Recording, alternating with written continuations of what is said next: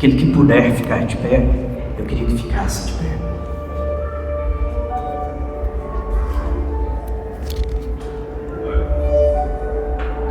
Eu queria que você fechasse os teus olhos e que você se esforçasse para se concentrar por estes poucos minutos que nós teremos aqui de reflexão na palavra.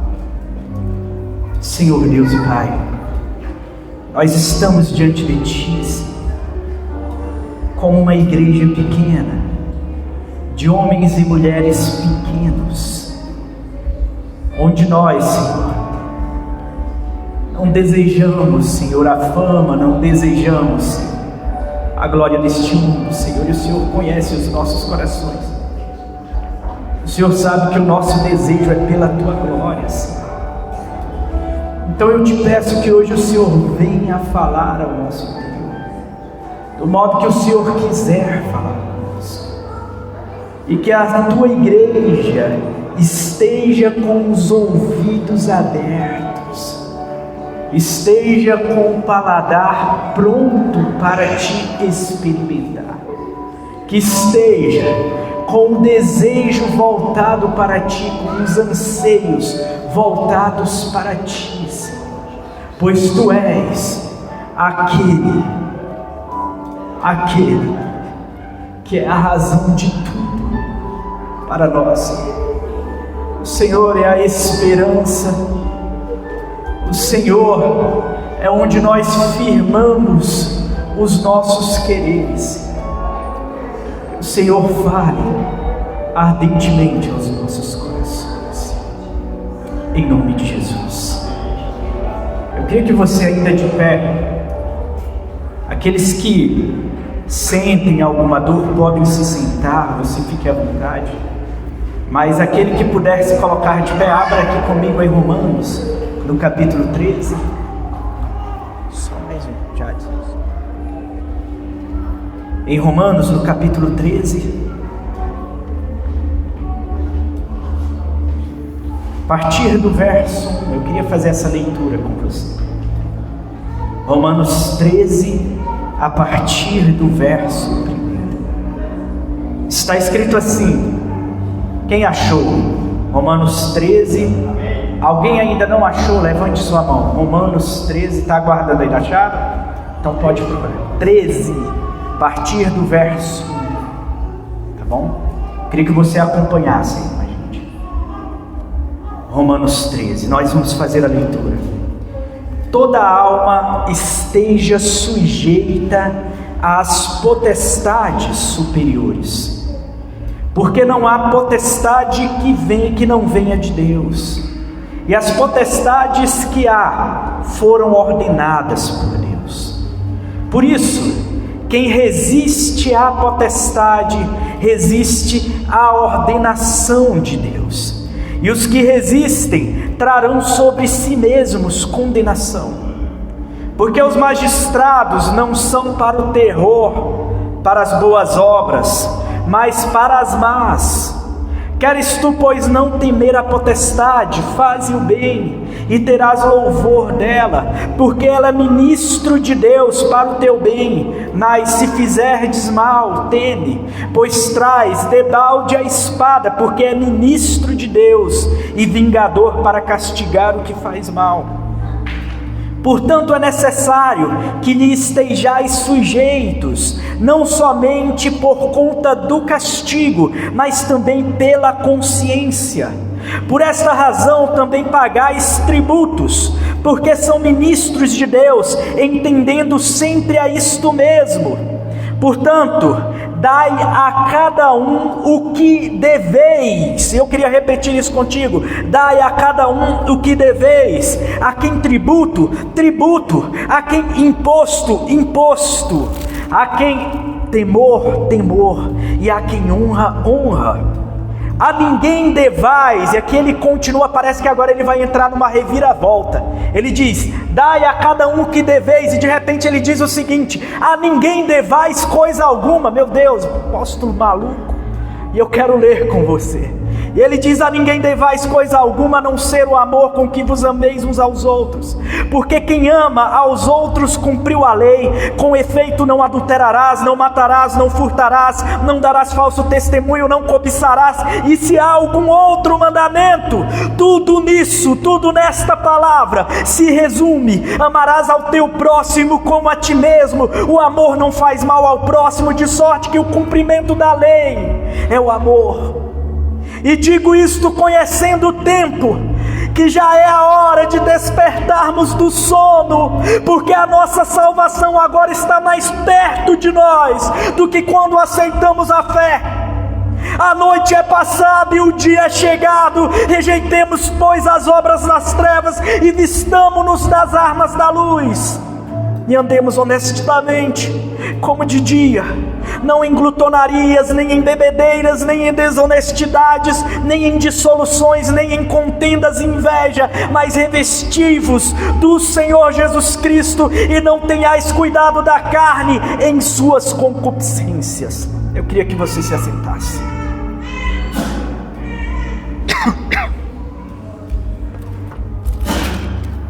Todos nós, absolutamente todos nós, nascemos aqui já debaixo de um pacto, de um contrato social. Esse contrato social nós sabemos, nós conhecemos no nosso país, principalmente como sendo a Constituição Federal e todas as leis que regem o nosso país. O detalhe é que um contrato, normalmente, ele requer de nós uma assinatura, e é justamente um contrato que gera entre nós uma obrigação de dever. Sempre um contrato. Se você, quem aqui mora de aluguel, quem assinou o seu contrato de aluguel, entende isso, que aquele contrato gera uma obrigação de pagamento daquela prestação todo mês. E todo mês você tem uma obrigação. Sem aquela obrigação você está de alguma forma infringindo algo. Nós nascemos debaixo do pacto social do Brasil, um acordo de uma sociedade que se diz soberana sobre um determinado território, sobre algumas fronteiras, sobre alguns limites. Essas fronteiras, elas vêm pelo oeste, passando por diversos países, também fazendo linha divisória com diversos países, e pelo leste ela vem sondando todo o mar, e nós atravessamos ainda, nos submetendo a essa lei, até 12 milhas marinhas. Nós ainda estamos submetidos a essa lei. Paulo aqui, obrigado. Ai meu Deus. Paulo aqui, ele está nos começando este texto, nos falando destes deveres. E Paulo, ele sabia muito bem o significado destes deveres diante de um império que era extremamente corrupto.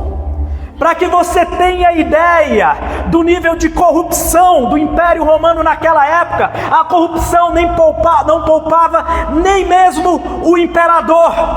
Houve ano que foram erigidos 3 imperadores, e os 3 foram assassinados.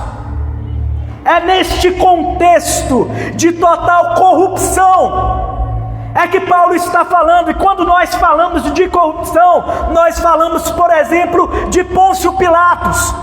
Pôncio Pilatos, quando ele é mandado para ser governador daquela região, da Cesareia, Galileia, Jerusalém, Samaria, daquela região ali que circundava o reino de Israel, que estava também sob o domínio do rei Herodes.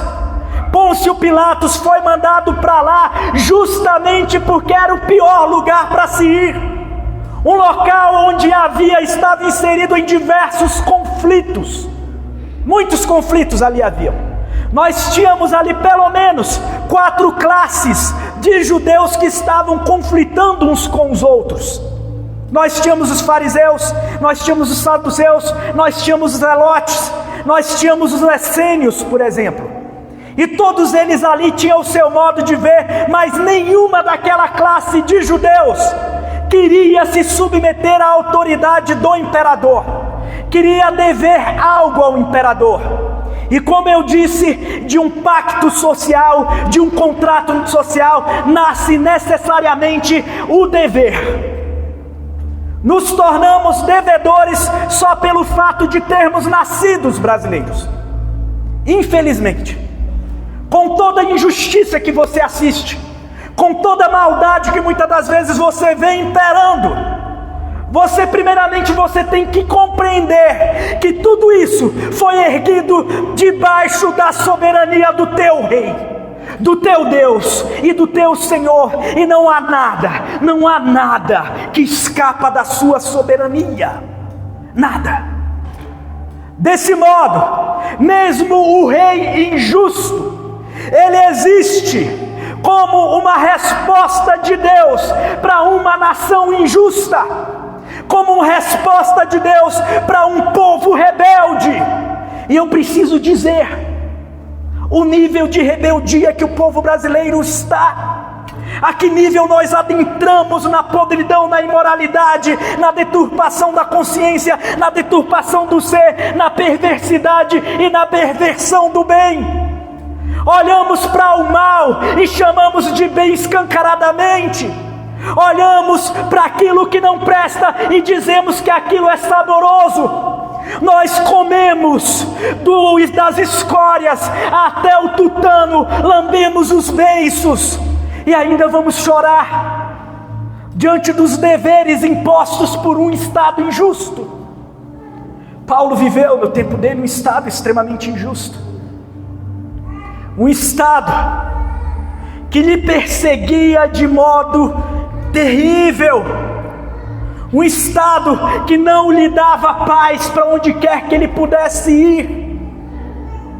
E Paulo ainda assim ele faz um convite a contrassenso de qualquer um que olhe para a injustiça e odeia a injustiça. Infelizmente, se submetam. Uma submissão que entretanto tem um limite. E o limite desta submissão é não atentar contra as regras e leis anteriormente estabelecidas através de um pacto que foi antes de todo homem, que foi antes de toda a criação, um pacto que já nasceu entre Deus e o Cordeiro que foi morto antes da fundação do mundo. Apenas quando nós estamos diante deste pacto é que nós não nos submetemos. E aí Paulo ele chega neste verso e ele vai dizer no verso 7: a ninguém dai a cada um o que deveis, a quem tributo, tributo, a quem imposto, imposto, a quem temor, temor, a quem honra, honra. E aí de repente parece que ele vira um contrassenso dentro dele. Parece que ele vira uma chave. Se você olha para este texto de um modo lógico, coerente, parece que perde toda a coerência. Parece que eles pegaram um texto de um determinado trecho de uma carta dele, onde ele escrevia sobre alguma coisa, pegaram aquilo e tiraram e colaram aqui. Parece que foi uma edição feita com algum propósito de nos confundir. Entretanto, no Senhor não existe confusão. E aqui ele nos arroga, aqui ele nos convida a nós pensarmos neste pacto que é anterior, porque este pacto foi estabelecido no amor, num amor tão profundo, que não poupou o seu próprio filho. Rodrigo e a Camila entendem o que é o amor paterno.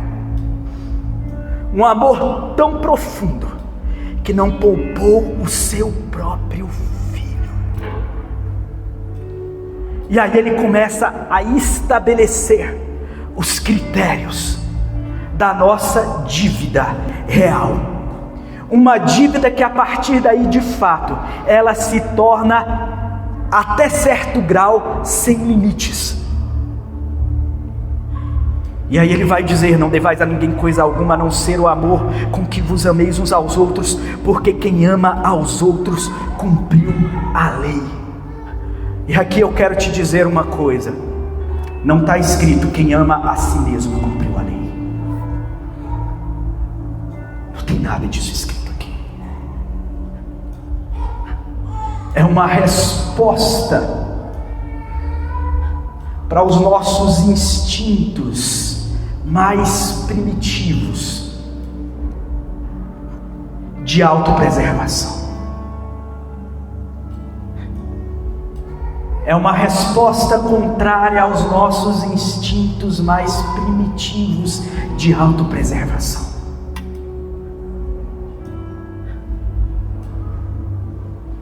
Porque quem ama aos outros cumpriu a lei. A sociedade nos nossos dias arrancou esse aos outros. Ele acrescentou apenas o amor próprio. E é por isso que nós adentramos em uma sociedade cada vez mais narcisista, mais ensimesmada, uma sociedade cada vez mais egoísta, uma sociedade mais preocupada apenas com as suas coisas, com as suas contas, com os seus problemas. É a sociedade do ema, cada um com os seus problemas. Eu quero te contar uma coisa sobre como eram cristãos de outro tempo, não dos nossos tempos. Essa semana eu estava lendo a primeira carta de Clemente de Roma que ele escreveu à igreja de Corinto, ainda ali no 2º século, poucos anos após a morte do último dos apóstolos. E quando ele fala sobre o amor, ele entra numa reflexão acerca do amor. Ele vai dizer o seguinte: porque por amor nós somos testemunhas que alguns de nós se venderam como escravos, para poder com este dinheiro ajudar quem passava fome. Eu estou falando de um nível de amor que nenhum de nós aqui absolutamente vai compreender.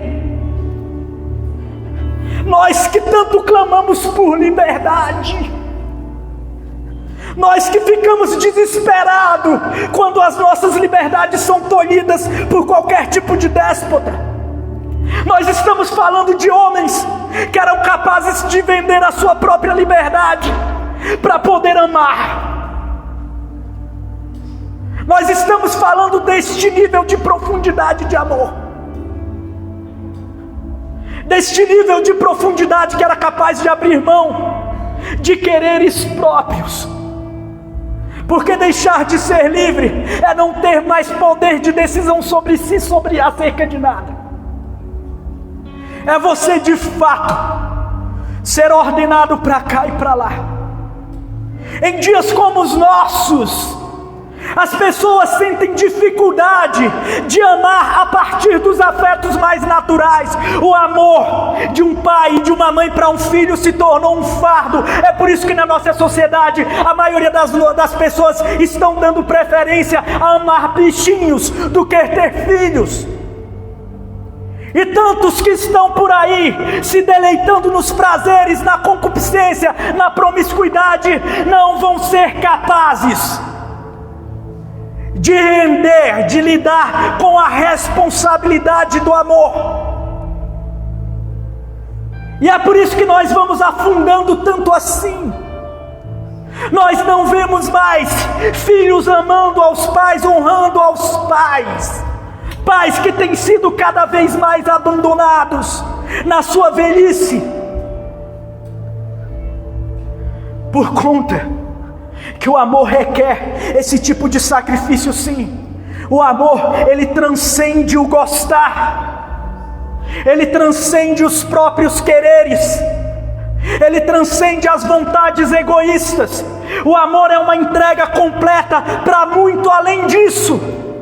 O amor transcende os desejos de liberdade. O amor me faz sacrificar de modo profundo, genuíno, verdadeiro, honesto, ainda que a minha vida deixe de ser minha. Isso é o amor. Eu vejo tantos pregadores falando que hoje a igreja só prega amor, mas se a igreja de fato pregasse amor, entendendo o que significa o amor, nós estaríamos diante de uma revolução nunca vista antes. Porque o amor é tudo isso. O amor é a abnegação.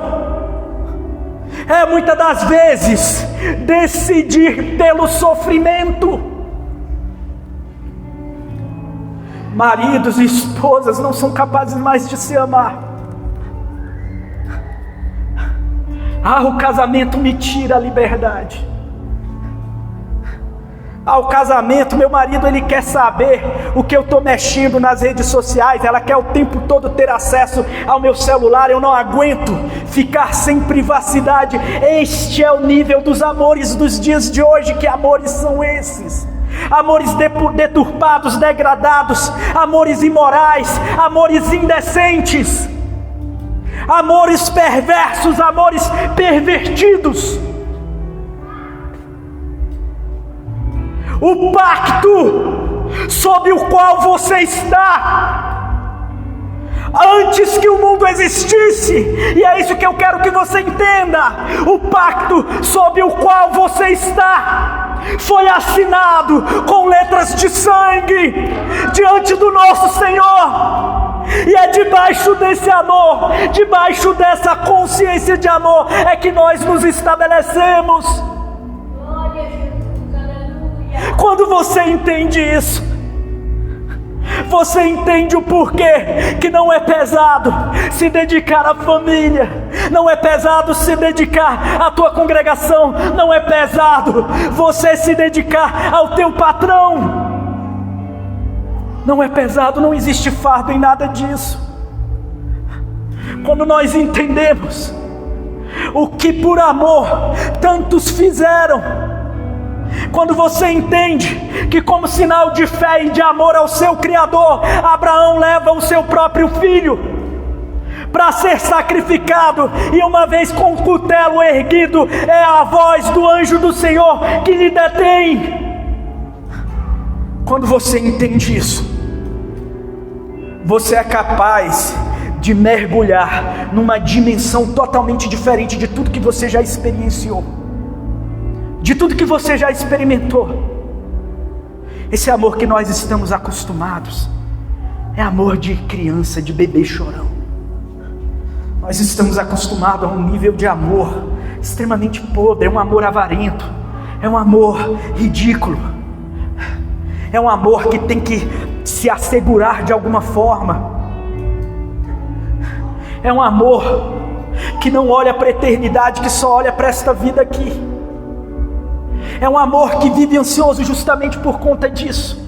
É um amor que vive desesperado, vive ofegante justamente por causa disso. É um amor que não vive a paz justamente por causa disso. O amor de Deus por você e por mim suportou traições, suportou a tua traição, suportou o teu pecado, suportou a tua ignorância, suportou a tua perversão, suportou aquilo que você faz em secreto, de modo podre, sem que ninguém saiba e que você não é capaz de confessar. O amor por você suportou tudo isso. Mas o que é que nós somos capazes de suportar? O que nós somos capazes de compreender acerca disso? E ele vem dizendo o seguinte: com efeito, não adulterarás, não matarás, não furtarás, não darás falso testemunho, não cobiçarás, e se há algum outro mandamento, tudo nesta palavra se resume: amarás ao teu próximo como a ti mesmo. E aí ele diz: o amor não faz mal ao próximo. Eu acho impressionante que todas as vezes que a Escritura fala de amor, este amor ele está projetado para fora de si. Esse amor ele está olhando para fora de si. Esse amor ele não está olhando para dentro, ele sempre está olhando para fora. Porque dentro de você, se você de fato é da fé, se você de fato é do Senhor, o amor dele já te aniquilou, para que apenas o amor dele subsistisse em você. Assim como ele deixou a glória divina para subsistir em forma de homem, ele, por meio do seu Espírito, aí foi introduzido em nosso interior com amor verdadeiro, e a partir daí ele vem aniquilando cada detalhe do nosso ser apodrecido, do nosso ser torpe, do nosso ser corrupto, do nosso ser que merece, acima de tudo, o inferno e a ira de Deus. Acima de tudo, este amor, ele atravessa a realidade da ira e do inferno e converte essa realidade em paz com Deus. E a partir do momento que você compreende a dimensão disso, as implicações disso, o teu amor vai se projetar para fora de você. E você vai começar a olhar o outro como objeto deste amor, como objeto desta verdade, como objeto desta salvação. E você vai compreendendo o significado disso, porque o amor tudo sofre, tudo crê e tudo suporta.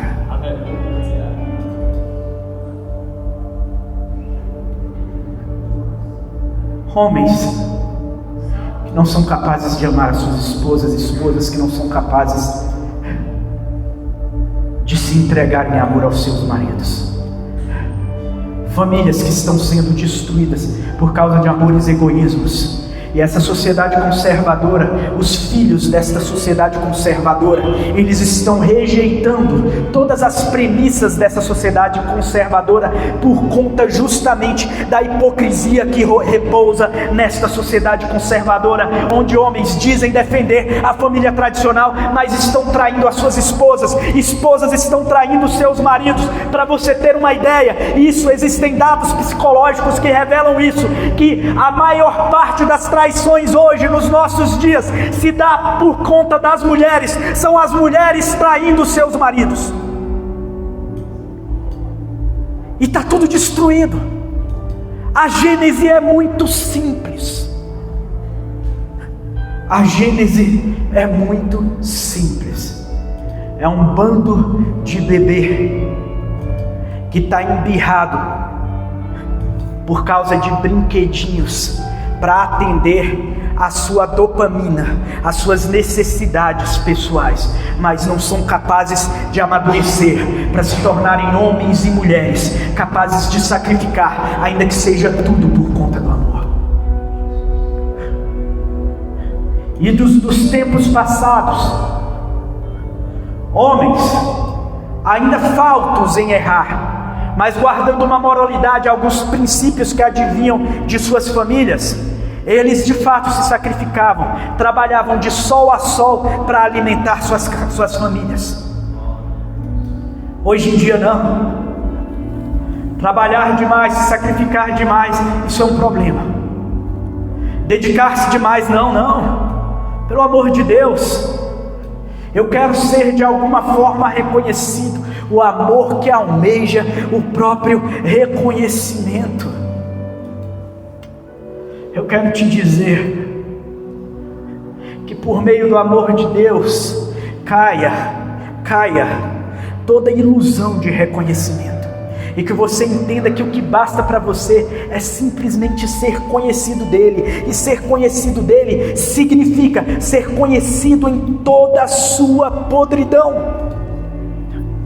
O que é o casamento e as relações conjugais, se não uma decisão dos cônjuges, um pacto, um voto dos cônjuges em se amar apesar de todas as suas perfeições? Porque se existe alguém se existe alguém que conhece melhor do que qualquer um de vocês as minhas imperfeições, está sentado aqui no primeiro banco. Ela conhece imperfeições no meu corpo, conhece algumas imperfeições na minha alma que nenhum de vocês pode imaginar. E o amor, ele tem este significado, porque o amor de Deus, ele te conhece por completo, principalmente a tua podridão, principalmente o que não presta em você. E o que eu faço, sabendo que de fato eu não presto? Eu olho para este amor e sou constrangido, exprimido, comprimido por este amor. A palavra constranger significa ser oprimido, esmagado. Este amor te aperta, este amor te tira o fôlego. Este amor faz tudo isso para que você entenda que não tem para onde correr, que você seja esmagado, destruído, consumido, para que o amor dele de fato resplandeça através de você. Isso é o revestir-se de Cristo.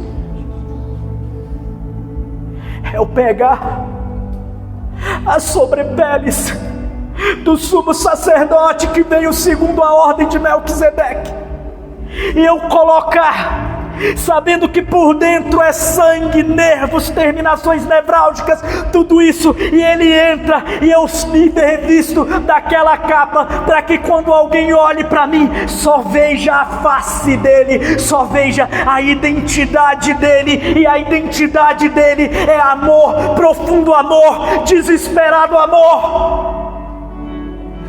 É isso, igreja, e não se foge disso. Qualquer coisa além disso é invenção, é desculpa para não amar, é desculpa para não se entregar, é desculpa para não viver em intensidade o que o Senhor já te reservou e já pactuou contigo desde a eternidade, desde antes de você imaginar que poderia ser.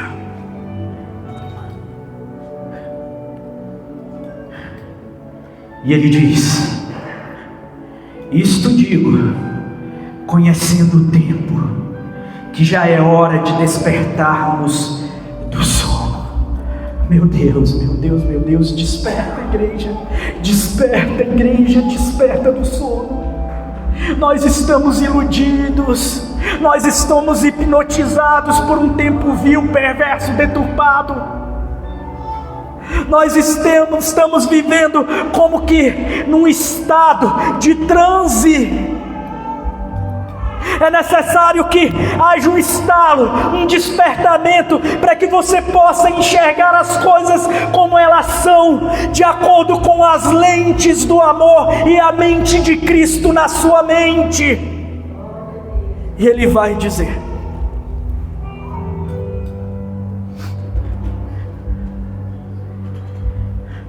porque a nossa salvação está agora mais perto de nós do que quando aceitamos a fé. Um caminho onde ele decide pela prisão, onde ele decide por ser posto como defesa do Evangelho. É este homem que está falando aqui, não é nenhum de nós, porque nenhum de nós teria essa autoridade para escrever. Quando Paulo fala: sede meus imitadores como eu sou de Cristo, de fato, olhar para Paulo era ver a face de Cristo, na dedicação, no compromisso, na convicção, na verdade, na honestidade, na sinceridade, na profundidade, no desejo, no anseio, no fervor, na paixão. Em tudo isso você via a face de Cristo. E ele diz o seguinte: a noite é passada e o dia é chegado. Rejeitemos, pois, as obras das trevas e vistamo-nos das armas da luz. E por fim ele diz: andemos honestamente, como de dia, não em glutonaria, nem em bebedeiras, nem em desonestidades, nem em dissoluções, nem em contendas, nem em invejas, porque isso participa dos nossos instintos mais primitivos de autoproteção. Nós invejamos, nós lutamos, nós matamos por comida, nós comemos, nós atendemos ao nosso ventre. E Ele está dizendo: deixa isso de lado, deixa isso de lado. Viva pela fé, revesti-vos do Senhor Jesus Cristo. Fique de pé, igreja, em nome de Jesus.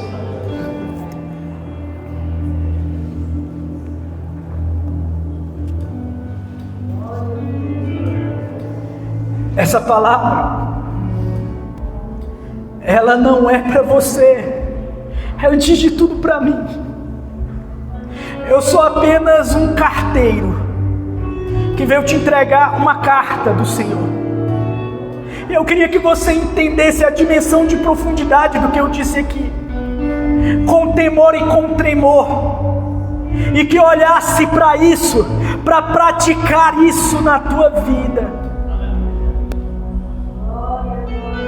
Porque o Senhor te chama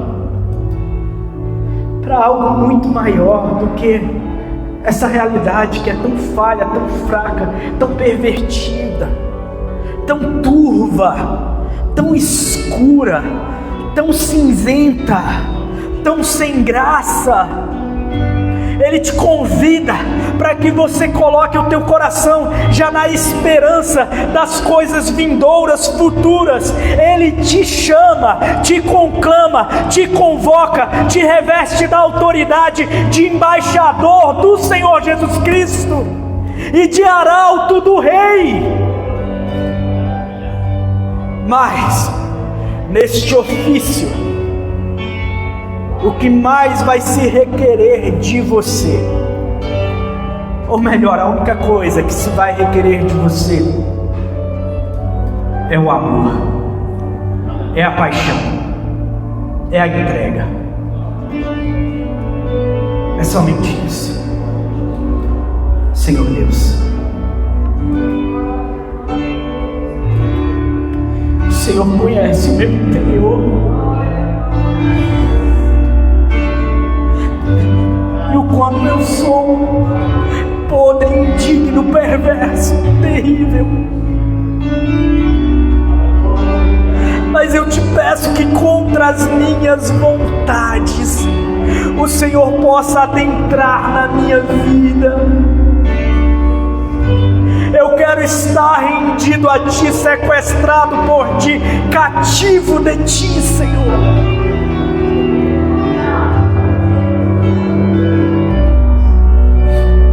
Quero ser teu servo, teu escravo, mas sei que acima de tudo o Senhor nos chamou de filhos, e o Senhor estabeleceu um pacto de paz com Deus que é absolutamente santo, que, como está lá na visão de Isaías 6, Ele estava assentado sob um alto monte, e as suas vestes adentravam e enchiam todo o templo, e junto a ele haviam querubins, que nem mesmo seus rostos apresentavam diante da sua santidade. E com 6 asas, 2 cobriam seus rostos, 2 cobriam suas mãos e pés, e 2 eles usavam para voar. Este é o grau de santidade que há no Senhor, e a visão da tua santidade nos faz reconhecer, tal como o profeta Isaías, que nós somos impuros, habitamos um povo impuro, de lábios impuros. Mas é como a brasa viva, advinda do teu juízo, que foi derramada sobre aquele madeiro, que foi destruído, aniquilado. Para a glória do teu nome é que o Senhor pega essa brasa e toca nos nossos lábios, e nos purifica, e nos justifica, e nos faz santos para Ti, Senhor, para que nós sejamos usados, Pai, no Teu amor. Senhor Deus, Senhor Deus, Senhor Deus, é debaixo dessa consciência, Senhor, e sabendo que nós somos tão pequenininhos, que nós nos colocamos diante de Ti. Vem, Senhor, usa-nos no Teu amor, de modo impactante, de modo profundo, de modo real, de modo honesto, de modo verdadeiro. Que o Senhor nos ensine, que o Senhor nos conduza, que o Teu amor nos constranja para muito além desta realidade que nos cerca, decaída, depravada.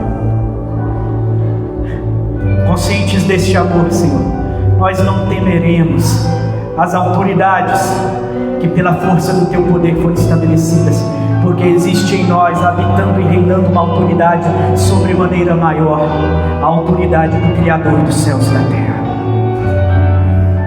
Sim, meu Deus, eu Te peço, Senhor, que essa palavra alcance os corações dos que aqui estamos, para a honra e glória do Teu nome. Amém.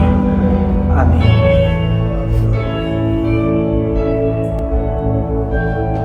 Irmãos, vai ser que dia?